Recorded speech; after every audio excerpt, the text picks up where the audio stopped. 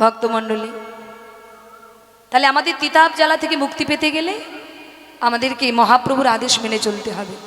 আমরা প্রত্যেকে ভবরোগে দূর জ্বলছি, তাই আমাদের ভবরোগ দূর করবার জন্য গৌরহরি একটা ঔষধ এনেছে মা। তা সেই ঔষধ কি তোমরা পান করবে, যেটা খেলে তোমাদের সকল রোগ চলে যাবে? দেখবেন মা, কলিযুগের মানুষের কাছে, অধিকাংশ মানুষের কাছে হরিনামটা বড় তিতো। হরিনাম সকলের কিন্তু কানে মিষ্টি লাগে না, ভালো লাগে না। কি লাগে? হরিনাম সকলের কানে ভালো লাগে? লাগে না। তা মায়েরা, মহাপ্রভু দেখবেন বাচ্চাদের যদি রোগ হয়, ছোট্ট ছেলে মেয়েদের, তারা কি সহজে ঔষধ খেতে চায় বাবা? মায়েরা ভালো জানে। কি গো, বাচ্চাদের রোগ হলে বাচ্চারা সহজে ঔষধ খাবে মা? তাহলে কি মা কি করবে? মা ঔষধ খাওয়াবে না? খাওয়াবে না। ছেলে তো খাবে না, কিন্তু মায়ের কর্তব্য কি? জোর করে খাওয়ানো। সে ছেলে কান্নাকাটি করুক, সে মুখ বাঁকিয়ে নিক, ফিরিয়ে নিক, যাই করুক, মা এমন কায়দা করে ঔষধটা খাইয়ে দেয়। মা জানে ঔষধটা যতক্ষণ না ওর পেটের মধ্যে যাবে ততক্ষণ ওর রোগ সারবে না, ততক্ষণ ওর রোগ সারবে না। তাহলে মায়ের দায়িত্ব ছেলেকে সুস্থ করে তোলা। মা আপ্রাণ চেষ্টা করবে কি করলে ছেলেকে সুস্থ করা যায়।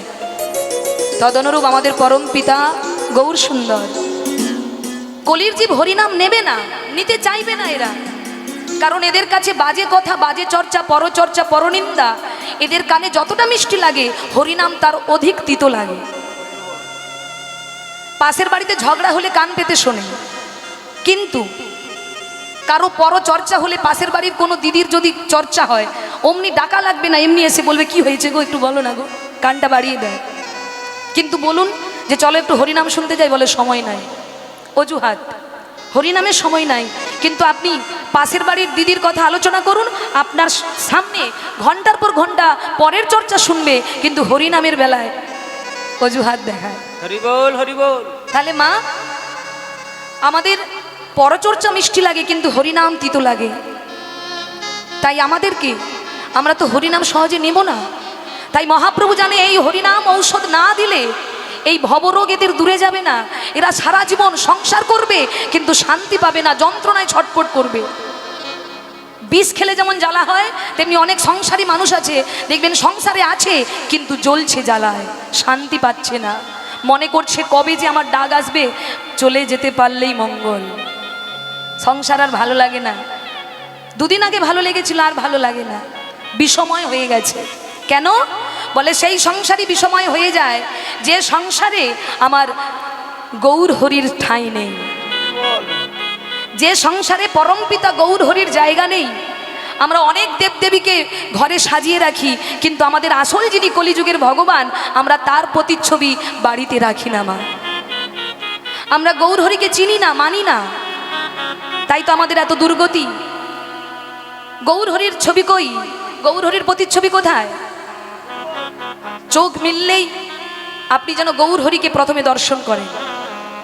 যে সকালবেলায় উঠেই ভগবানকে দর্শন করে দিন শুরু করে, তার দিন তো আপনি ভালোই যাবে। নিতাই গৌর হরি হরি হরি বল, হরি বল।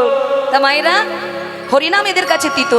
তাই মহাপ্রভু চিন্তা করলেন এদের রোগ সারাতে গেলে এদেরকে ঔষধ খাওয়াতে হবে। এমন দয়াল হয়নি মার, হবারও নয়। আপনি কাকে ভজবেন ঠিক করতে পারবেন না। কে বলে শিব ভগবান, কে বলে কালী ভগবান, কে বলে না বাবা লোকনাথ ভগবান। ভগবানের তো ছড়াছড়ি, কিন্তু মা আপনি কাকে ভজবেন? আমাদের ধর্ম, আমরা হিন্দু সনাতন ধর্মের মানুষ, আর এই সনাতন ধর্মটাকে যিনি এগিয়ে নিয়ে গিয়েছিলেন তিনি হলেন আমাদের রাধাকৃষ্ণ মিলিত তনু শ্রী গৌরাঙ্গ। শ্রী গৌরাঙ্গ। তা আমরা সেই গৌর হরিকে ভুলে গেছি, কিন্তু গৌর হরি পরম পিতা, তিনি আমাদেরকে ভোলেননি মা। তিনি আমাদের মতো পাপী তাপীকে উদ্ধার করবে বলে আমরা তো মহঘুমে ঘুমিয়ে আছি মা।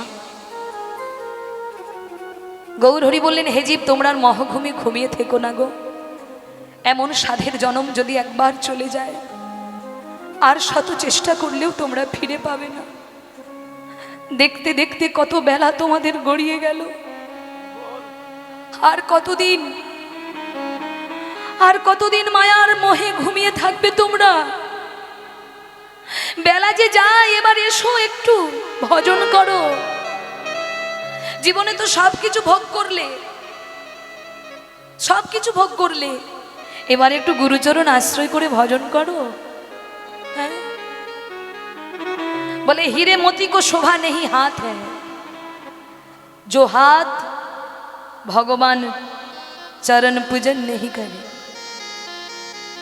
আপনি হাতে যত অলংকার পরুন, এই হাতের শোভা হলো, হাতের অলংকার হলো একমাত্র গোবিন্দ চরণ ভজন করা।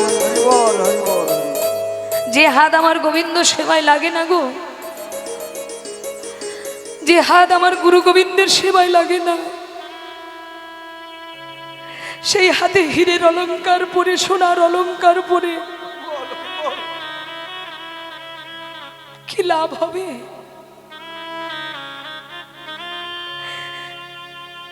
এমন সুন্দর ভজন যোগ্য দেহ পেয়ে,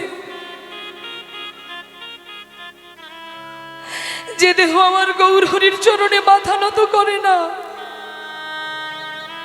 এমন ভজন যোগ্য দেহ পেয়ে, যে দেহ আমার গুরু গোবিন্দের সেবায় লাগে না, এই দেহের মূল্য কি রইল গো?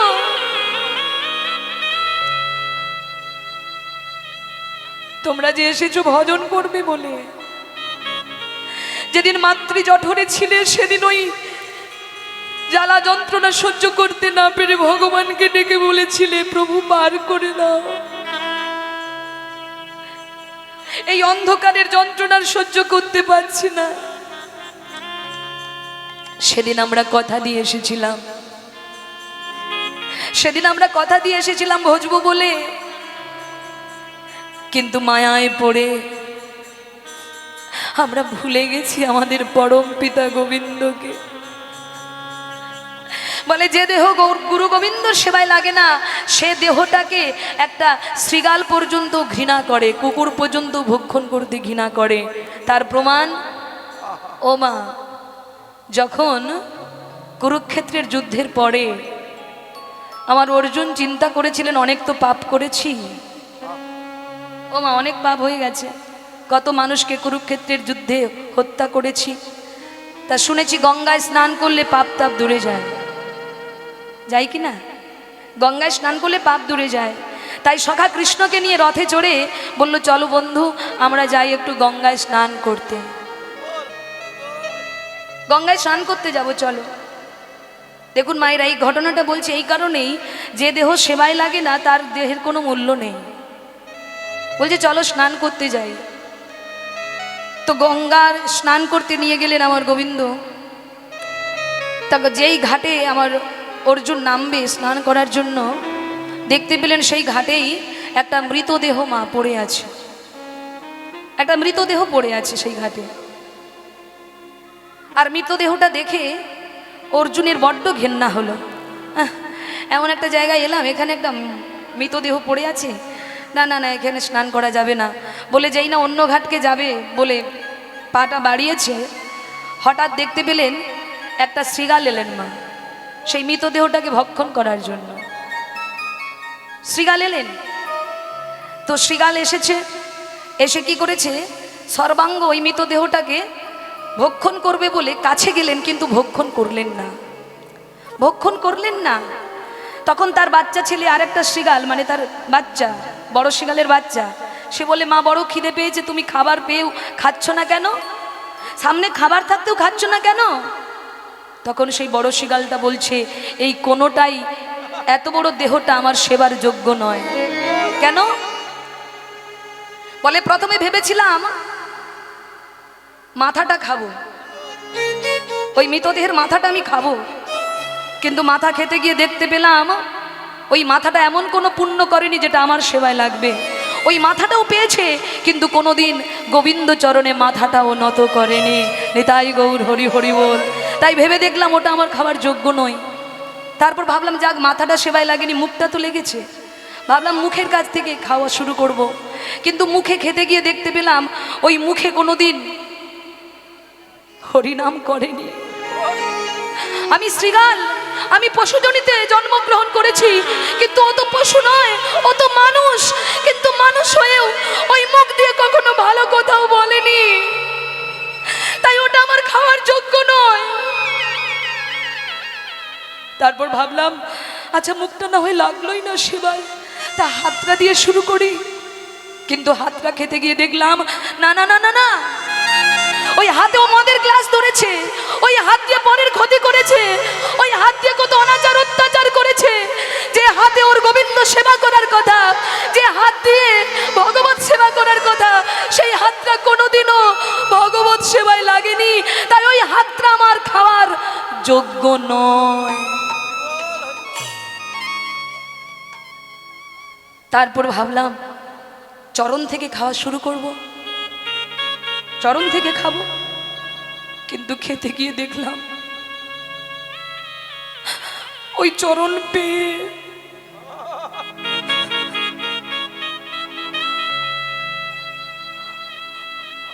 অসৎ সঙ্গে গিয়েছে, কিন্তু ওই চরণটা নিয়ে কোনোদিন সৎসঙ্গে যায়নি, কোনোদিন সৎসঙ্গে যায়নি। তাই ওটাও আমার খাওয়ার যোগ্য নয়। যখন আমি ফিরে চলে আসছিলাম তারপর ভাবলাম না না না, এখনো তো একটা জায়গা বাকি আছে, ওইটা যদি গোবিন্দ সেবায় লাগে। আমি ভাবলাম ওই ওই বক্ষটা সেবা করব, বুকটা। কিন্তু বক্ষ সেবা করতে গিয়ে দেখলাম না না না না, ওই বুকটা দিয়ে কোনোদিন সাধুগুরু বৈষ্ণবকে আলিঙ্গন করেনি, কোন সাধুগুরু বৈষ্ণবকে আলিঙ্গন করেনি। ওর সর্বদেহটাই আমার সেবার অযোগ্য। এতক্ষণ শুনছি অর্জুন, অর্জুন ভাবছে সামান্য শৃগাল হয়ে এত বিচার, হ্যাঁ পশু তো, সামান্য শৃগাল হয়ে এত বিচার। ওই শৃগালের মতো মূর্খ আর কে আছে? হ্যাঁ পশু হয়ে এত বিচার করছে। ওমা, যারা শৃগাল রূপে আজকে এসেছে তারা শৃগাল নয় তো, হ্যাঁ ভগবান লীলা করার জন্য তিনি সৃষ্টি করেছেন অর্জুনকে শিক্ষা দেবার জন্য। যার কাছে স্বয়ং গোবিন্দ আছে তার গঙ্গার স্নানের কি কোনো প্রয়োজন আছে? নিতাই গৌর হরি হরি বল। হ্যাঁ, যার কাছে স্বয়ং ভগবান, যে ভগবানের চরণ থেকে, চোখের জল থেকে, চরণ থেকে যার সৃষ্টি গঙ্গার, হ্যাঁ সেই ভগবানের কি কোনো, সেই অর্জুনের কি কোনো প্রয়োজন ছিল মা? ভগবান সঙ্গে থাকা সত্ত্বেও ওই গঙ্গায় স্নান করতে যাওয়া? হ্যাঁ ও মা, অর্জুনকে বলছে, ওই শৃগালটা শিক্ষা দিচ্ছে যে শোনো, তুমি একটা মূর্খ, তুমি মূর্খ। অর্জুন বলে তোমার এত বড় স্পর্ধা, আমাকে মূর্খ বললে? বলে হ্যাঁ মূর্খ বললাম। কেন জানো? আরে বাবা, তোমার যদি এতই পাপ পুণ্যের ভয় তাহলে চরণটা জড়িয়ে ধরছো না কেন? যার চরণ জড়িয়ে ধরলে গঙ্গায় স্নান করা তোমার প্রয়োজন হবে না। নিতাই গৌর হরি হরি বল। ও গো দয়াময়,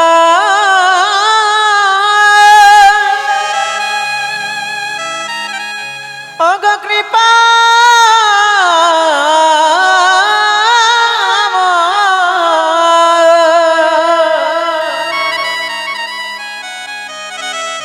ও হে দয়াময়, দয়াময়,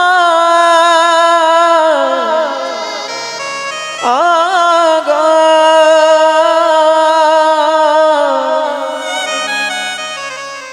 কৃপাময়,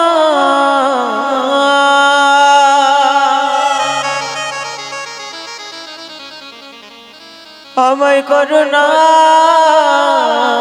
করো, আমায় কৃপা করো, ও গো দয়াময়।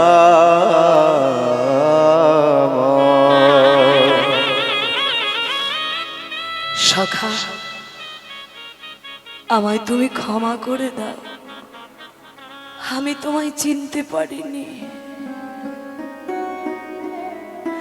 একটা শৃগাল এসে আমায় শিক্ষা দিয়ে গেল, তুমি আমায় ক্ষমা করো। তাই ভক্তমণ্ডলী, যে দেহ গোবিন্দ সেবায় লাগে না, যে দেহ গুরু গোবিন্দ সেবায় লাগে না, তার যে বাজার থেকে মরাই ভালো। আমি করতাম যদি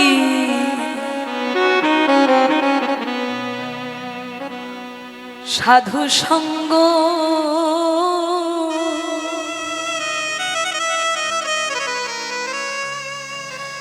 হরি রাখতো আমায় ভালো।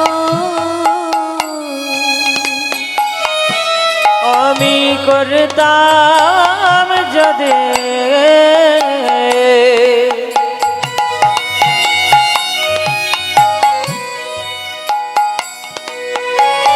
সতের সঙ্গ,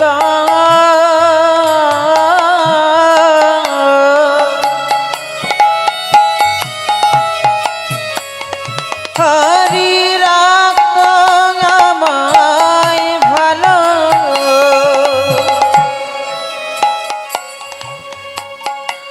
আমি করতাম যদি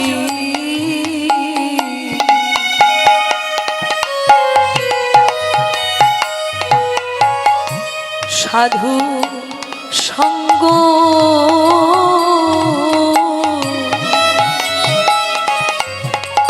হরি রাখতো আমায় ভালো। আমি করতাম যদি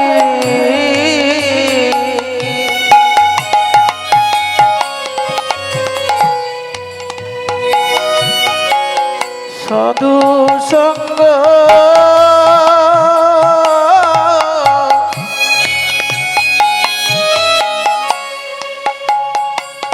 হরি রাখতো আমায় ভালো।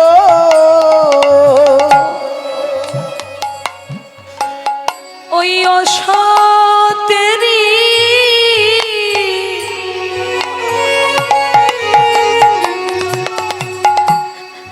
সঙ্গ করে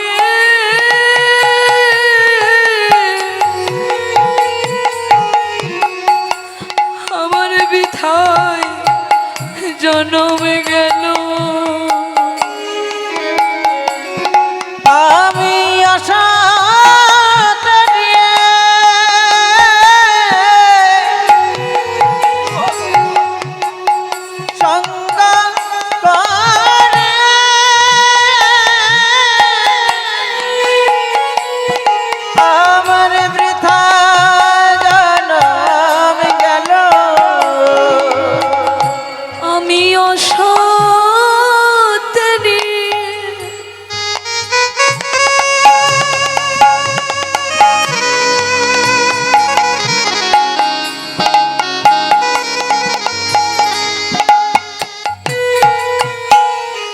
আমি অসতেরি সঙ্গ করে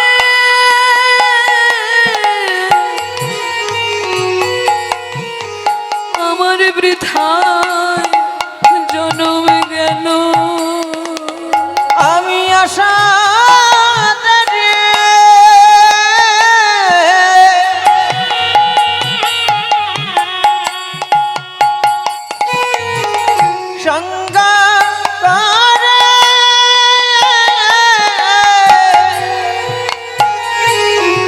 আমার বৃথা জন্ম গেল। আমি করতাম যদি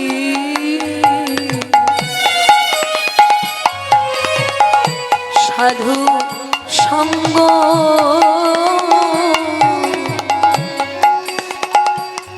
হরি রাখতো আমায় ভালো।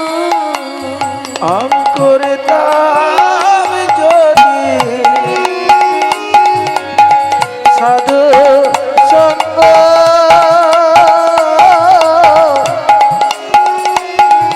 হরি রাখতো আমায় ভালো। আমার হেলায়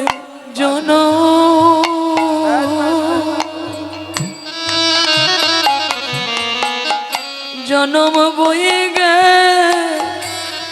গেল ও আমার হেলায় জানা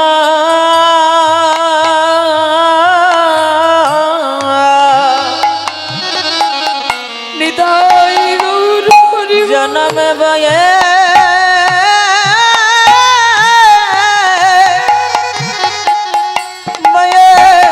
গেল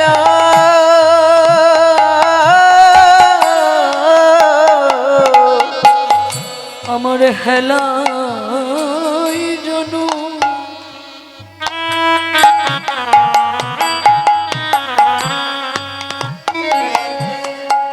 জনম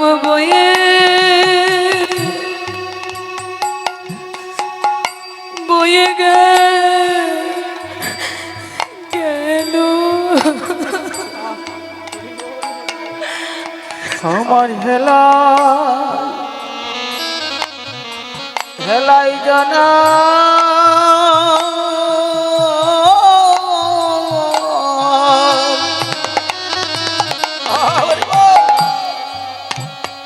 হেলাই জনমে বয়ে গেল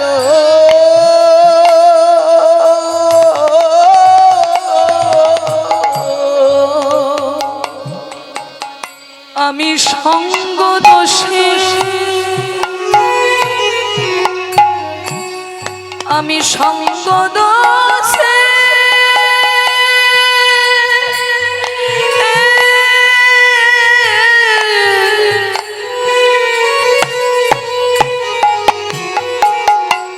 সব হারাইলাম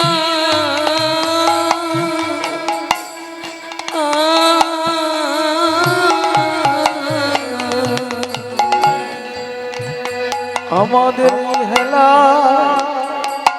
জানা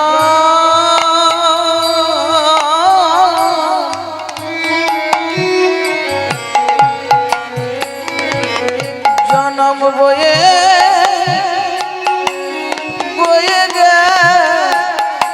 গেল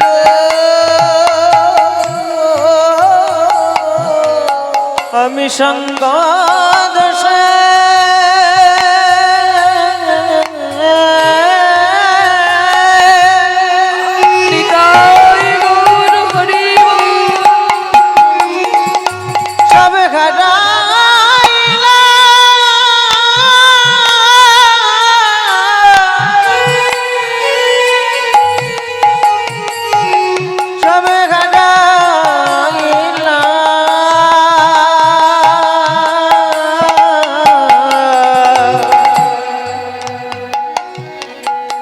সঙ্গ দোষে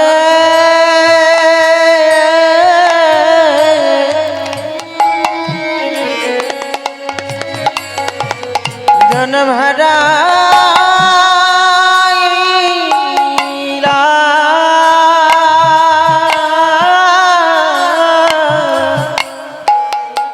ভক্তমণ্ডলী গৌর হরি বললেন, হে জীব, তোমরা অসৎসঙ্গ করে সময় নষ্ট করে দিও না গো। এমন জনম তোমরা আর পাবে না। ৮০ লক্ষ জনে ভ্রমণ করে এমন দুর্লভ সাধের জনম পেয়েছ। বিচার বিবেচনা করার মতো সময় তোমাদের নেই। বিচার বিবেচনা করতে গেলে তোমরা সময় নষ্ট হবে, কিন্তু কাজের কাজ কিছু হবে না। তাই তোমাদেরকে আমি শিক্ষা দিতে এলাম, তোমরা আর মহঘুমে ঘুমিও না। এসো সবাই মিলে একবার হরিনাম করো, সবাই মিলে বদন ভরে একবার বলো, নিতাই গৌর হরিবল হরিবল হরিবল। কি গো মায়েরা, আজকে একবার সেই মহা ঔষধি পান করবেন, ঔষধ পান করবেন। বাবা চলুন সবাই মিলে আমরা একবার মহাপ্রভুর দেওয়া নাম একসঙ্গে সবাই মিলে উচ্চারণ করি। আমরা আমাদের এই জায়গাটাকে নব বৃন্দাবন তৈরি করি। আমার কমিটির ভাইরা যারা এত কষ্ট করে সবাইকে একত্রিত করেছেন, সকলের সহযোগিতায় আমাদের মতো কীর্তনিয়াকে এনেছে না। বিশেষ করে আমি একজন অধম কীর্তনিয়া, কীর্তনিয়া হওয়ার কোনো যোগ্যই আমার নেই, কিন্তু তবু আমার ভাইরা যে বাবা আমাকে মানে দান করেছেন আপনাদের এখানে, বাবা গিয়েছিলেন বাসায় দেখা করতে, তো আমার মতো অধম কীর্তনিয়াকে উনি জায়গা দিয়েছেন, ওনার চরণে আমার প্রণাম। আর যে সকল আমার ভাইয়েরা দাদারা এই নববৃন্দাবন তৈরি করেছেন অক্লান্ত পরিশ্রমে, ভগবানের কাছে প্রার্থনা করি ওরা যেন সারা জীবন এই নববৃন্দাবন গড়তে পারে। সঙ্গে একমাত্র যাবে মা আপনার কর্ম। খালি হাতে এসেছেন, খালি হাতে যাবেন, কিন্তু কর্মফল যাবে সঙ্গে। কর্ম ভালো করলে এই জন্মে যেমন তোমাদের 24 পরগনায় জায়গা হয়েছে, জন্ম হয়েছে, এখানে জন্মগ্রহণ করে যদি ভালো কর্ম করতে পারো তাহলে দেখতে পাওয়া যাবে বৃন্দাবন ধামে, নবদ্বীপ ধামে, পুরী ধামে জন্ম হয়েছে। এমন জায়গায় জন্ম দেবে যেখানে ভজন করতে তোমাদের আর দেরি না হয়। ওই যে একটা বাচ্চা ছেলের ছবি আপনারা দেখতে পাচ্ছেন, ওইটুকু বাচ্চা ছেলে সে সারা জগৎকে শিক্ষা দিয়ে দিলেন, বললেন কি হাই হ্যালো ছোড়ো, হরে কৃষ্ণ বলো, নাকি? আপনারা টিভিতে অনেকে দেখেছেন, বাচ্চা ছেলে সে এই বয়সে যা করছে, আর আমরা কি করলাম? অনুভব করতে হয় এগুলো। একটা বাচ্চা ছেলে সে সারা জগৎকে শিক্ষা দিয়ে দিল এইটুকু বয়সে, 8 বছর বয়সে। সবার মাঝখানে গিয়ে বললেন হাই হ্যালো ছোড়ো, হরে কৃষ্ণ বলো। হ্যাঁ, তাই করছে, সেটাই চলছে। তাই মা চলো আমরা সবাই মিলে হাই হ্যালো ছেড়ে দিয়ে একটু হরিনাম করি।